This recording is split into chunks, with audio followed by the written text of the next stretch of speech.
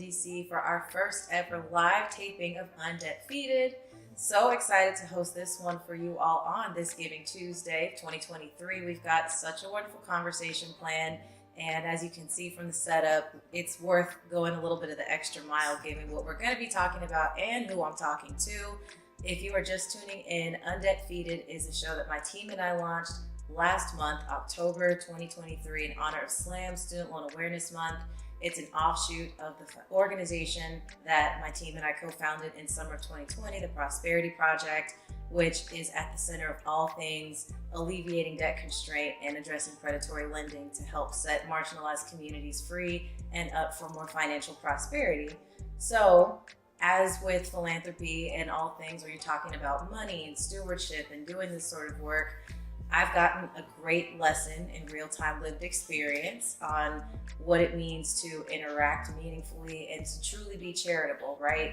As a nonprofit founder, I've seen that it can be very both exciting, but also not so exciting when you are at the mercy of those who are just writing checks and opening their purses and pocketbooks to help fund this dream and this work that's impacting others. And so while we have been incredibly fortunate to have folks come into our atmosphere, our prosperity tribe, as we call it, who have been incredibly benevolent. We've also seen, just based upon societal trends and popularity around these sorts of things and not, a range of attitudes, right, when it comes to philanthropy and giving and paying it forward. So I was inspired by that experience to have a dedicated conversation to this very subject. So today's show is entitled Tenuous Giving Tendencies, and the alternate title will actually can more be considered Giving Like God. So joining me today is, it just doesn't do you justice to call you an advisor or like mentor, because you've seriously showed up and showed all the way out since I've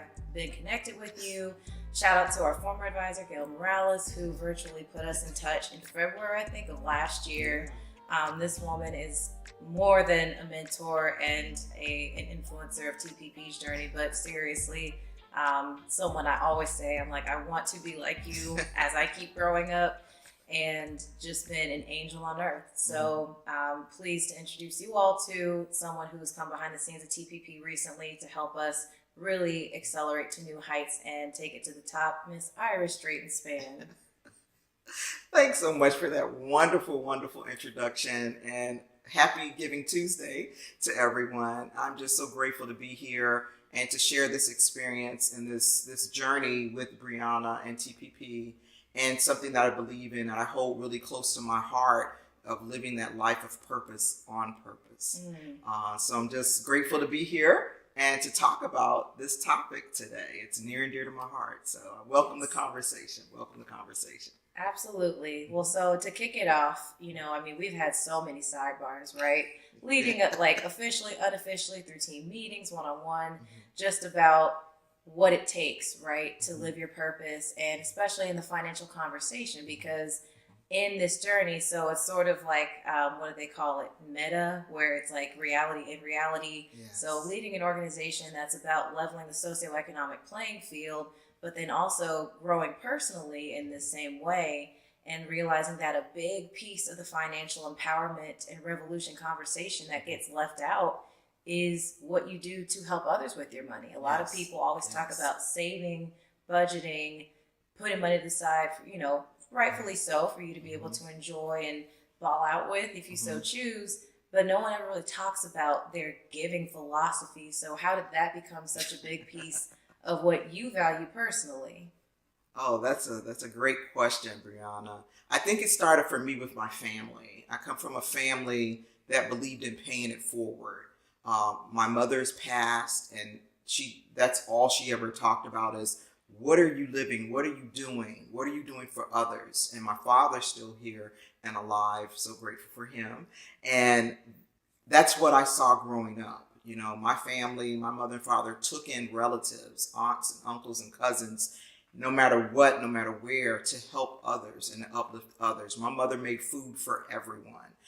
So that's what I grew up seeing. Me and my sister, we grew up seeing that. And that's the life that we knew. That's what I understood. And that's what I always thought about, no matter what I was doing, whatever journey.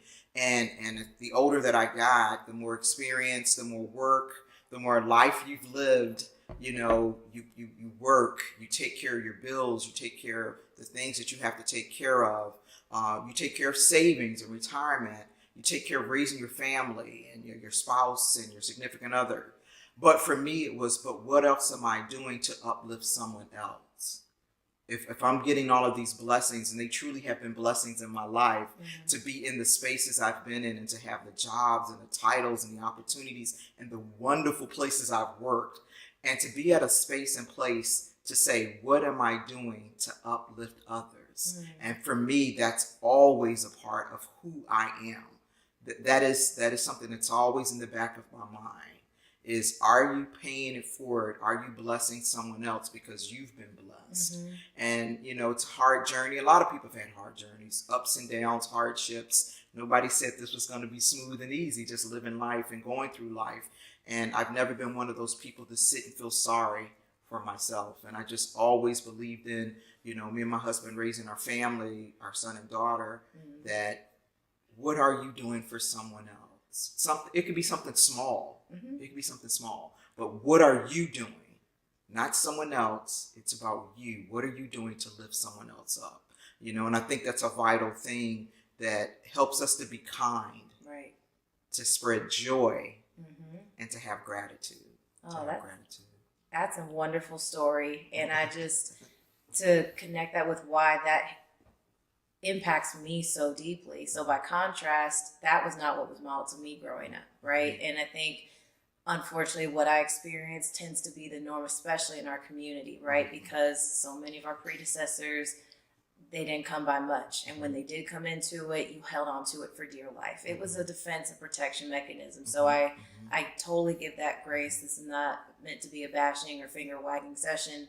It's just the truth, though. Yeah. It was when I heard people say things, making offers or talking about buying presents. I was the type of child that would intentionally pare down my Christmas list because I just felt guilty about asking for anything. I mean, I'm talking at 5 years old.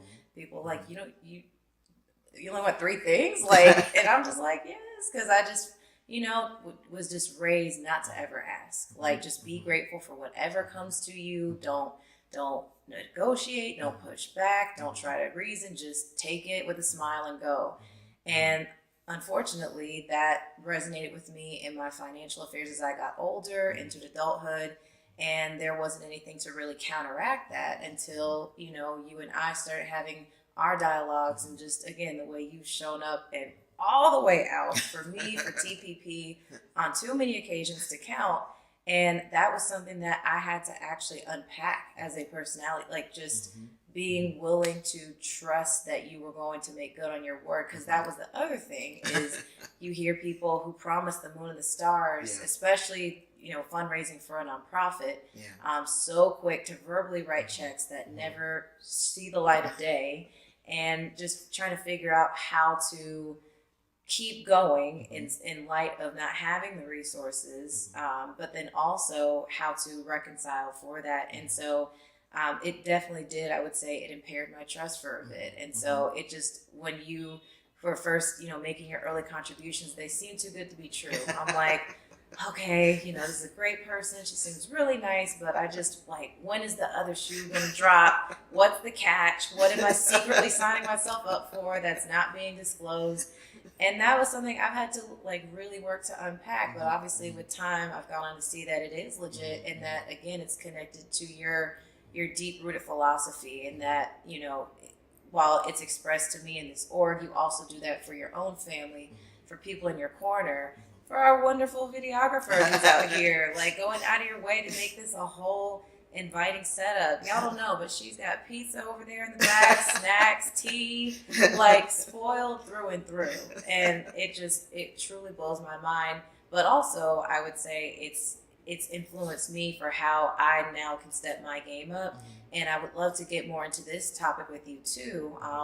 One of the things, we've bonded quite a bit over our faith and our shared spirituality.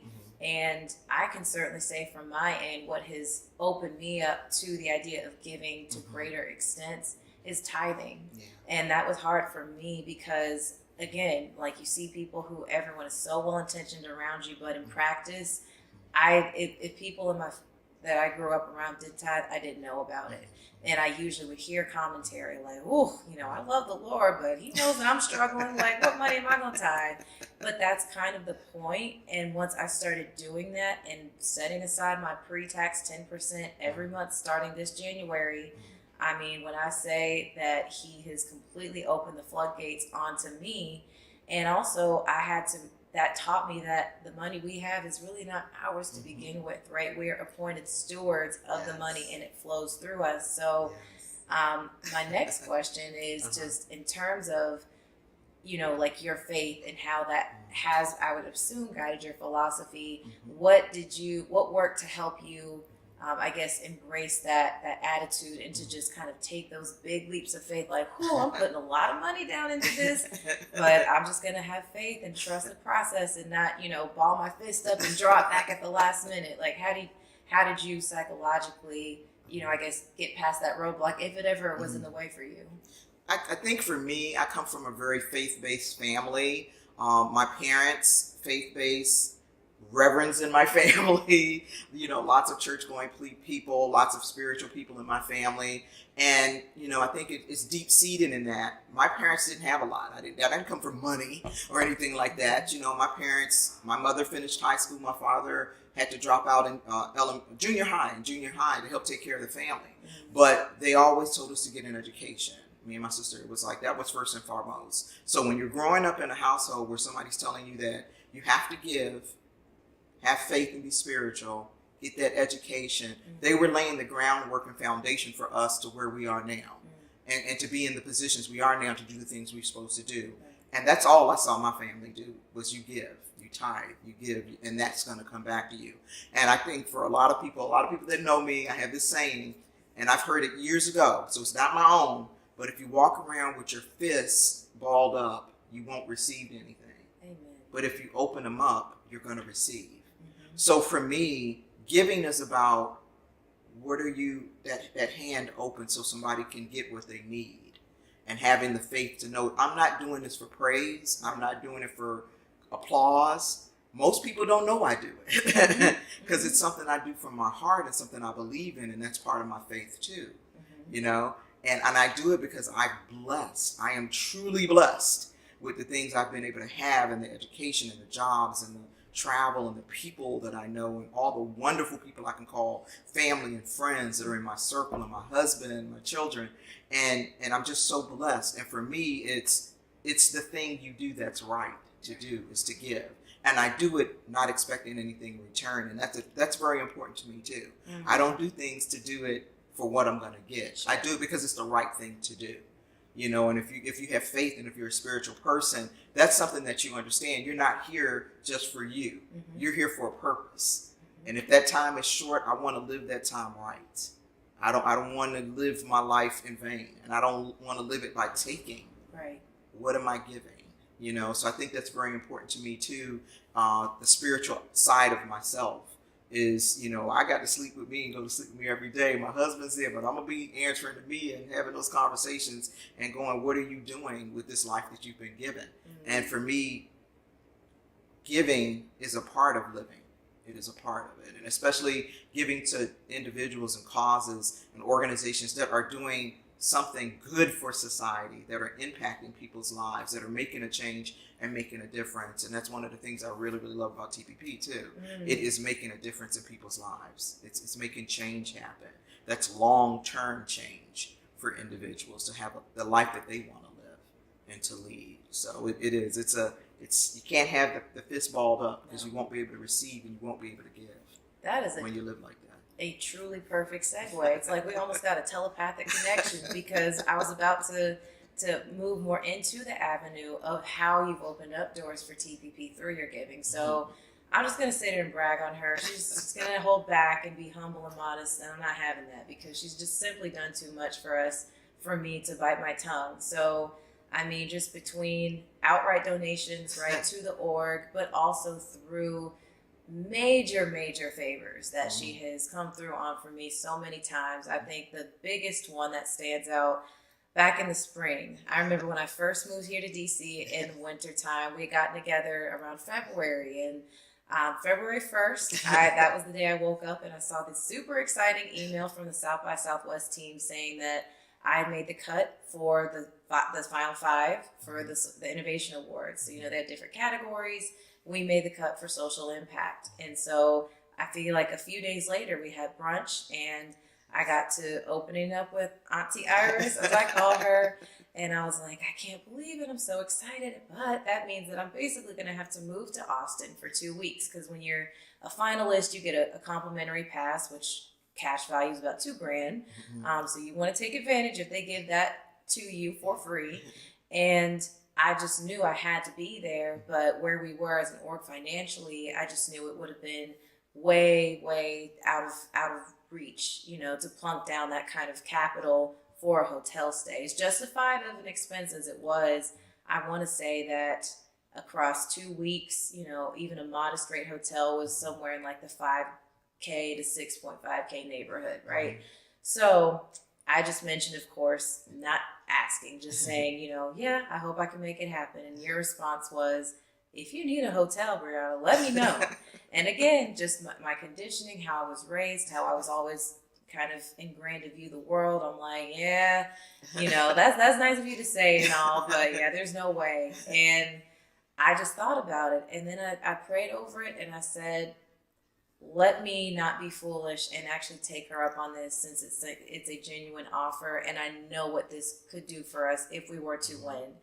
And so I did, and I reached out and we set it up and you made it happen. And y'all, that's the power of the Lord moving through people at work, because we sure enough got to Austin and won that award. And it was because of that generosity, having the stability, the peace of mind that I could just be there and focus and be creative and work with our then publicist to come up with a creative avenue for getting the judge's attention. So my attention wasn't divided across, oh my gosh, we're burning a hole in our pockets, or we're lighting money on fire, and, feeling like at odds with myself about it. I could truly be at peace and just invest my energies where they belong, which is building the org and getting the W, right? And so, and having that award and that credibility has been the gift that's kept on giving.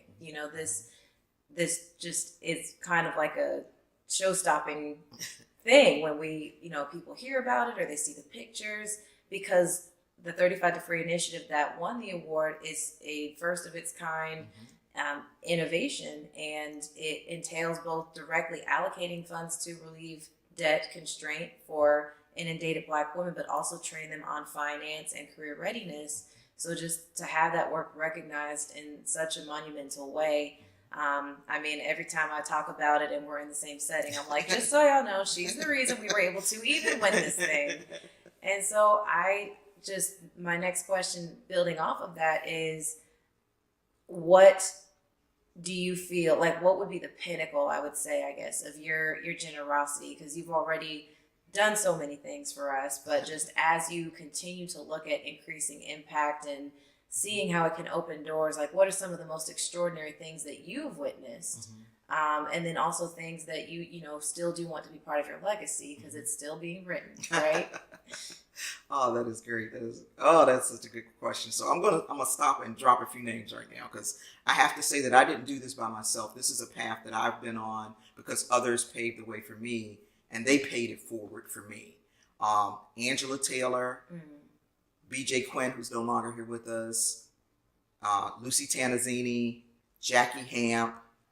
I have a whole lot of people I could name, but those come top of mind first and foremost, that are not in my immediate family. But these were some really strong women, and are still some strong women, that paved the way for me, that were like, we see something in you and we're going to help you get to where you're going as far as your career and things you want to do. And all of them said the same thing, but make sure you're doing something for someone else. And I never forgot that. I never forgot that. That's always been my foundation, in addition to family and spouse and other people in my life. But those 4 people, I'm not trying to not remember everybody, but those 4 just come to the forefront of people who just stepped right up and were like, let me help you. And The only thing they wanted in return was you do this for someone else. Amen. So that's all I know is to pay it forward. And I think for me, I'm on a board. I'm blessed to be on another board, nonprofit board that's helping help to end homelessness for women and children in DC, and being a part of that board for the years I've been on it. So for me, it's interacting with boards and being an advisor to TPP and the other boards that I'm on. And I think for me, it's no one particular thing. I think I go with, you do this and it's going to help change someone's life. Mm-hmm. It's going to change their trajectory. It helped you be in that space to be there to win that award. Yes. And I just knew you had to be there. That's all I thought about. It was like, she needs to be there. That's it. But, you know, I'm just always thinking about, what are you doing? And if you do it, it's going to help that person, help that individual, help that group of people to change their life, to change the trajectory of their life, to help see themselves in a different way. Mm-hmm. And that's it. I don't need more. And it says, let me get it right here. Pull it up, because it's something I really love and I believe in. If you want to lift up yourself, lift up someone else. If you want to lift up yourself, lift up someone else. I hope I said that right, by Booker T. Washington. But I wanted to make sure I had that, because that's something, I love this quote. Mm-hmm. I love it. Mm-hmm. It is so powerful. It is such a powerful thing. And it's just, that's, to me, that's how you rise. That's how you move. That's how you live in this space and this time that you're given. Nothing's promised. No, it is not. Nothing's promised. No, it's not. And I think that is just such a great, it alludes to the other way I've heard it, a rising tide lifts all ships, yes, right? It's not, yes, we've got to abandon every person for themselves, and I got to look out for me and my mentality if we're truly going to excel. Yeah. We are better together. Always. We're better together. Always. And I think, I would say you are the closest example that I've gotten to know personally to Mackenzie Scott in terms of generosity. This is the most generous person I know, bar none, like personally. I think Mackenzie Scott is basically... she's number one. She's got you on scale, right? But I'm like, having that early days of Amazon stock, that'll set anybody way ahead of the game.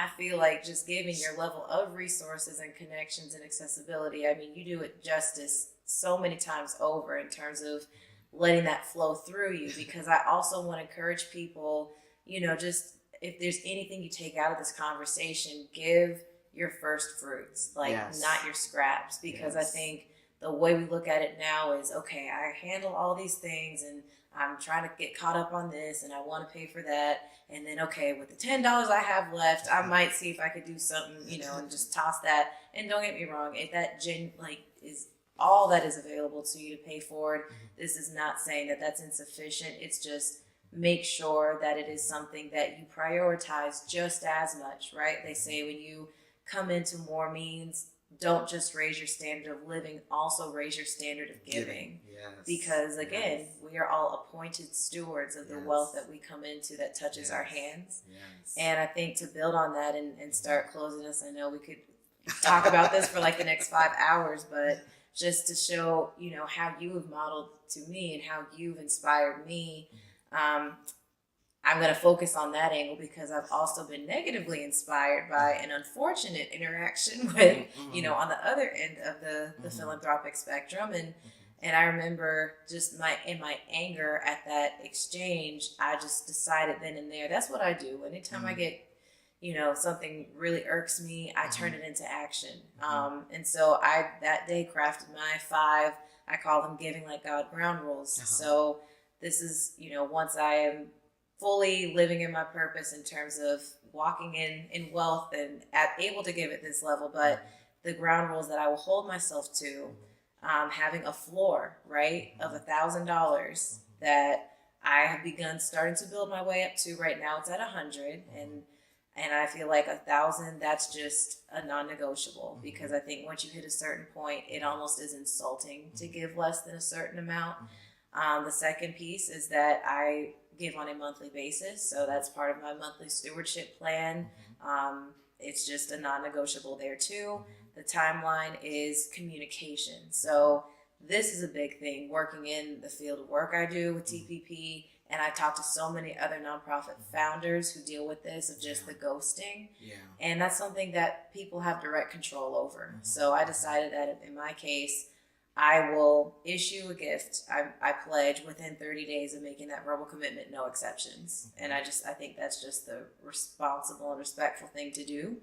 Also, I define my giving priorities. So I have 5 sections: faith-based orgs, animal rescue, because I love me the dogs. I have a dogter, I call her Vanessa, I love you.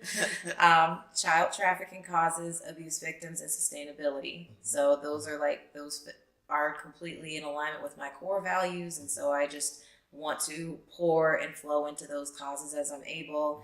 And then number 5, no loan zone. So just like you were just saying, my only ask if someone wants to repay me is that they pay it forward onto the next person. And like you always tell me, keep the blessings going. Now, if we're talking about seeding a Silicon Valley startup, that's a different conversation. But this is sincerely just talking about no strings attached gift giving, right? And just being philanthropic and charitable to the best of your ability.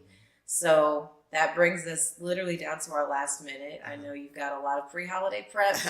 So to close everything out, I know we've touched on a number of topics and already shared some gems, but what would your parting advice and action be to those this Giving Tuesday who are tuning in? Oh, well, first of all, I got to say this. I wish I was Miss Kinsey Scott. I want to be her sister. And I just appreciate what she does and the power of what she's doing to change organizations' lives. I mean, she's changing nonprofits in a way that it's going to change them forever, and make them be able to do so many more things, whether it's, operational programs. And I'm just such a big fan of hers. I think the thing for me is I want to make sure, if you don't have a lot to give, it's not that you have to wait till you have $1,000. It's something you just said that really resonated. You don't have to give like the other person. You give what you can give.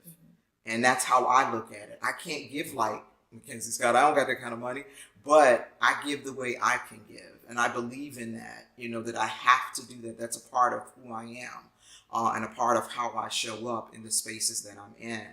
And I just think it's very, very important. You also, I want to add this, your network could be part of your giving.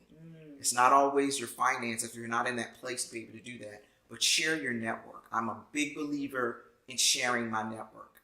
I want people to connect with people I'm connected with. I want good people to reach out to the good people I know. If that person can help you get to a different place and a space and to know this and to know that and connect, I'm really, really supportive of that. And I think that's something valuable that we take for granted. Your network has value. Never, never, never treat people bad, because it's going to come back to haunt you. What you do, your word is your bond. I know that's a cliche, but it's important. And don't treat people the way you don't want to be treated. So if you put that negativity out there and passive aggressive and all that stuff that's bad and nasty and negative, you don't want that to be said about you in rooms you're not in. The one thing I'm really I like to do is making sure I'm speaking people's names for rooms that they're not in, and speaking it in a way that uplifts them. One last thing before we go, and this is by George Bernard Shaw. Life is no brief candle to me. It is a sort of splendid torch which I have hold for the moment. And I want to make it burn as brightly as possible before handing it to the future generations. And I'll close on that one. Now that's a closing word for you. I mean, it's hard to top that. If there's anything I can just float out there too to wrap up, because I like to close each episode with a Briism. This one is a personal model that I've adapted now for the better part of the last 5 years, which is do everything you can with everything you have to the best of your ability. It will never fail you. It will only set you up for success 10 times out of 10. I bet my life on that because I've seen it. And I think that just absolutely rounds out, the principle of giving. Everything you can with what you have to the best of your ability, and just know that the universe is always looking out, keeping score, and that good work is not a waste, right? You may not see any immediate transformation, but just know that it's about planting seeds and it's a long-term game. So that being said, since it is Giving Tuesday, if you are inspired by any of what you've just witnessed, discussed, we kindly invite you to support the Prosperity Project, which again is a 501c3 nonprofit organization. We are doing groundbreaking work to level the socioeconomic playing field for communities most susceptible to and impacted by predatory lending. We have our 3 I's solution: interception, intervention, and interference. You can check out our website, the Prosperity Project with an A, so that's PARITY, project.org, which has a full breakdown of our initiatives that range from helping keep high schoolers and college students from becoming debt constrained to rehabilitating Black women, as I talked about earlier, who have gone through that fire, and then also dismantling the systems that allow for these issues to continue on. So we've also got so many other wonderful things in store beyond that, but I'll just leave it there, theprosperityproject.org/donate. And we thank you in advance for your support. And even like Auntie Iris said, even if it's not financial support, just sharing us, shouting us out on Instagram, on LinkedIn, on X, wherever you're active, and sharing your favorite takeaways with us. You know, reach out in the comments, send us an email. I'm always checking mine, probably too much, so I'll see it and I'd love to hear from you. But thank you all. Happy Giving Tuesday. No matter what cause you support, just promise us you will support some body or organization today. Even if it isn't us, we don't take it personally. Just pay it forward. God bless. And thank you again for today's conversation. Thanks for having me, and happy Giving Tuesday.